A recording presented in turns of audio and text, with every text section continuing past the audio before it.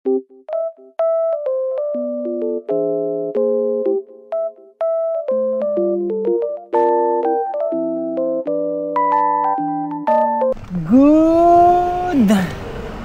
afternoon, guys. So wait lang, hindi ko kasi agad binuksan yung pintuan ng kotse na sinakyan namin ni El.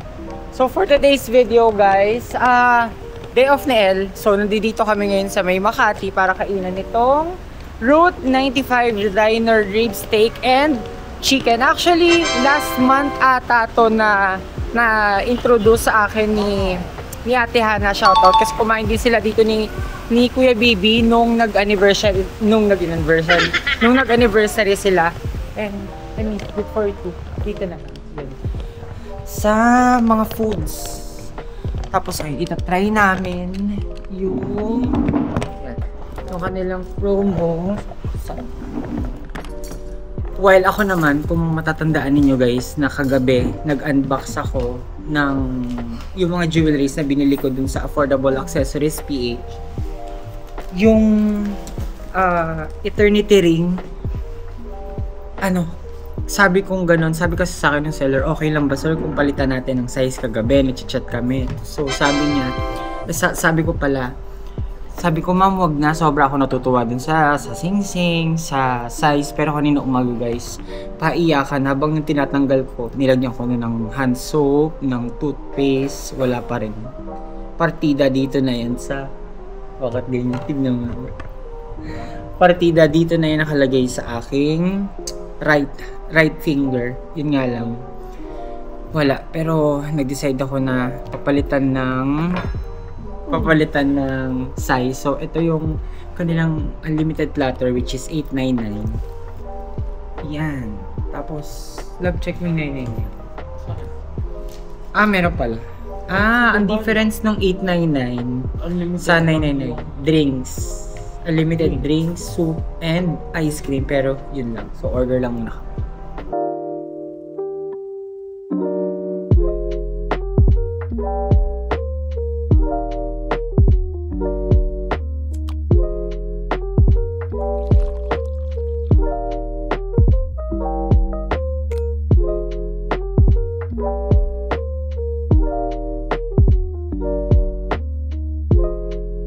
Okay, una nang dumating yung iced tea.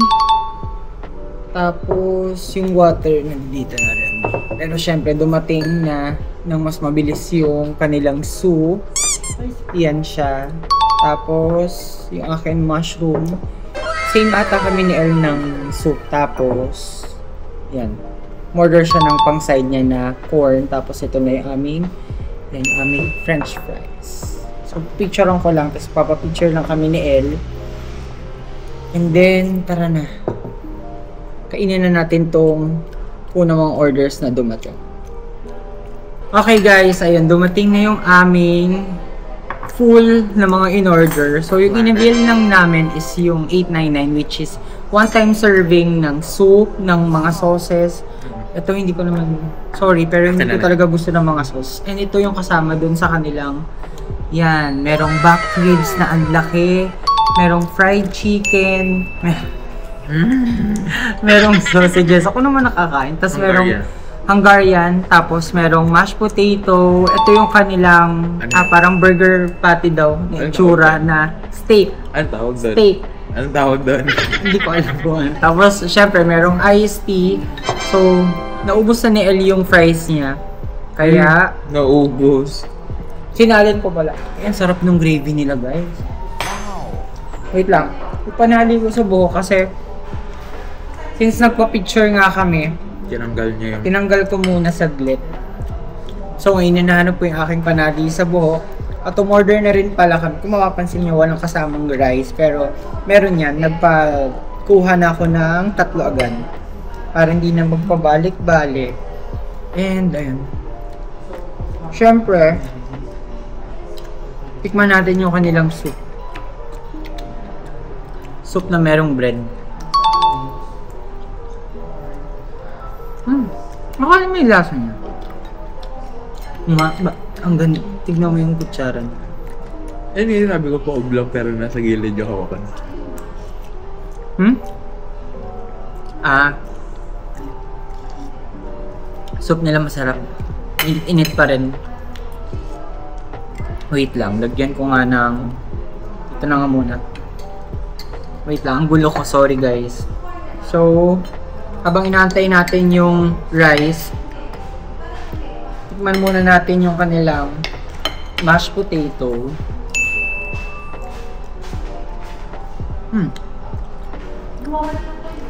At yung kanilang mushroom.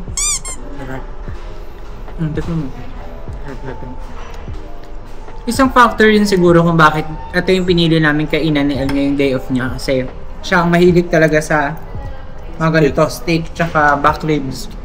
So tikman natin yung kanilang back ribs na tama no, dito binubuhos to. Hindi. Dinidip lang. Ay dinidip. Ano sauce nga to? Hickory. Bali, dalawa yung klase ng sauce nila guys. Isang gravy, tas isang hickory sauce. Hickory barbecue. Baguio beans or asparagus? Baguio beef. Baguio beans.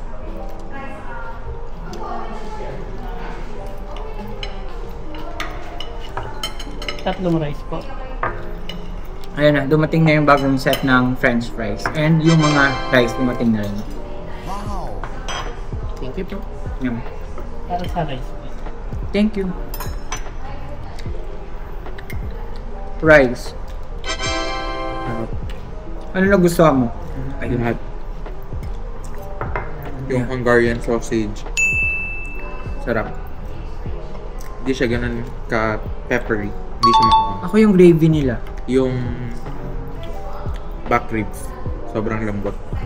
Tikman naman natin tong kanilang steak na in burger patty. Burger patty size. Ay wait, bigyan ko ng Tabasco. Hot sauce. Syempre hindi mo wala.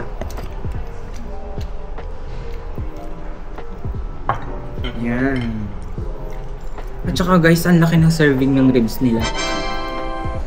Feeling ko yung ribs yung orderin ko pa ulit. Pwede ka naman kumuha dito sa akin. Baka. Kasi ang gusto ko yung chicken. Mm. Soup, masarap. Tikman natin yung kanilang sausage. Sarap din Ang yung gaya ng Salis- sausage. Sarap Ano? din tong Salisbury steak nila. Yung kanilang, yan. Hungarian sausage.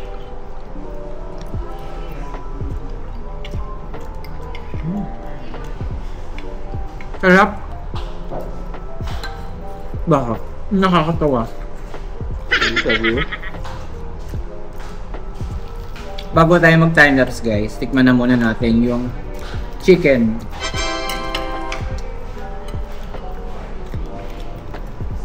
Yan. Siyempre yung kanilang gravy. Malasa yung gravy nila guys. Parang may hubig sa gravy ng ano, ng isang fast food. Hindi no? Unique yung ano nila. So parang hindi na kami magdadaldal dito na El. Time-lapse.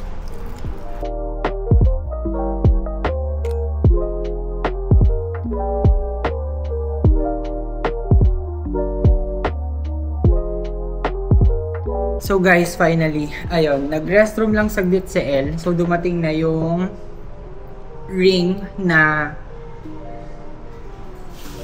dito ko deliver sa may Diner 95 dito sa may Makati. So, ayun, sobra talaga.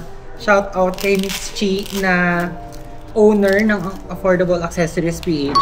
So, yun. Check natin. Ang pinalit ko lang naman sa kanya, nag-size up ako ng size 7. So, ayan, check natin. Ayan. Nakalagay siya sa ganito, guys. Ano ba? Yan. Yun lang naman din, wala namang pinagbago. And kanina, pinapipili ko sa L ng gray. Sabi ko sa kanya, meron ka bang gusto? Sabi niya, wala naman daw. So, sayang, sana nagpasabay na. Pero siguro, baka siguro, sa susunod na deliver or order ko kay Miss Chi, mabilan ko na rin si L ng kanyang singseng. So, huli magkasya na to. Medyo na-interrupt lang. So, dapat kain vlog to. Pero, ayun na. Kasya na siya. So, tatanggalin ko na to.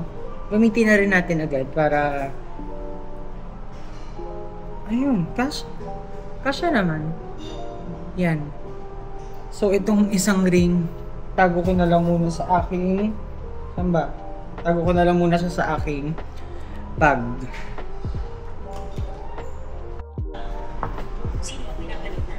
Thank you po. Tapos pa-refill na lang din ng fries. Isang price po. Thank you.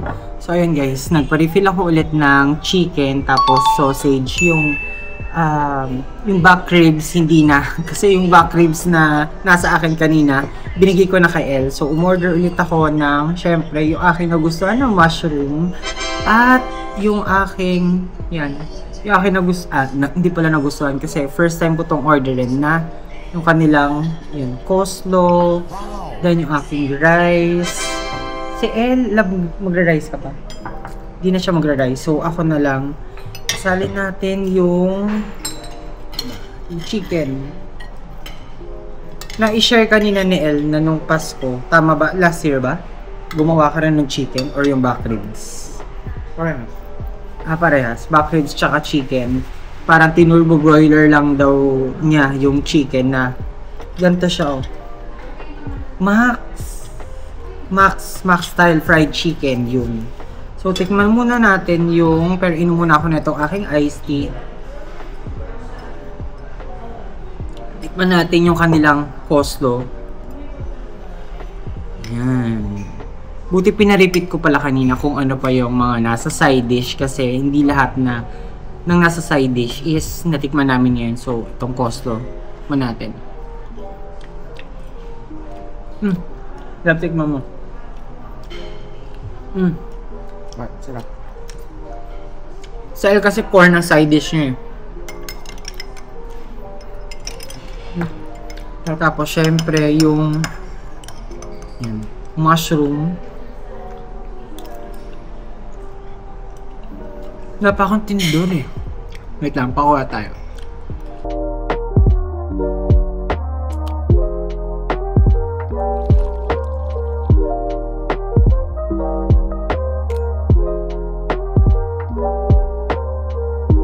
Okay guys, nakatapos lang din namin kumain at ayan, nasa likuran ko yung Diner 95 at naalala ko na pala, nakapunta na pala ako dito sa may assembly grounds, dito lang to sa may Makati. So ayan, malapit nga pala dito yung CEU Makati, tapos yung FEU daw malapit. So pasok kami ni El dito sa may assembly ground kasi meron ding mall dito, tapos sa taas naman yung gusto pumasok, may mall dun eh. Ay? May mall. Ano mall yun? Anong mall yun? Parang maliit lang siya. Yeah, natatandaan ko na pala to guys, pero kanina hirap na hirap pa ako kung paano papunta. Pero ayun, so far so good. Nasulit namin ni El yung food. Ang na-enjoy ni El yung ribs, tapos ako naman is yung kanilang chicken, fries, and yung kanilang mushroom.